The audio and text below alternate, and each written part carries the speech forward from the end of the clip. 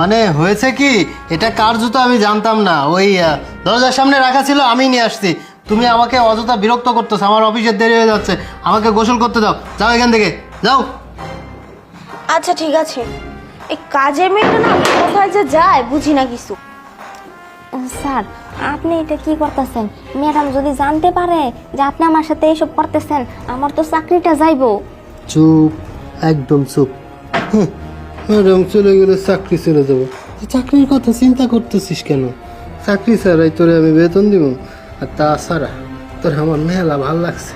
শোন, আমার বউর কাছ থেকে তোর কাছে আমি বেশি সুখী। তুই কাজের মেয়ে হইলে কি হবে, ভালোই মজা করতে পারিস।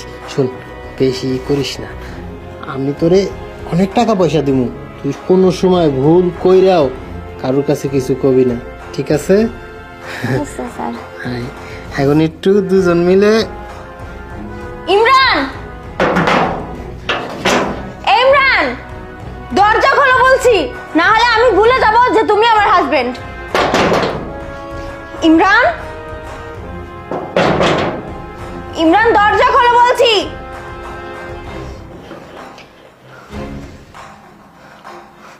কি ব্যাপার, কি করছিলে ভিতরে? আরে দেখি না, সরো তো। কিছু করতেছি না, তুমি ডিস্টার্ব কেন করতেছো? তুমি সরো।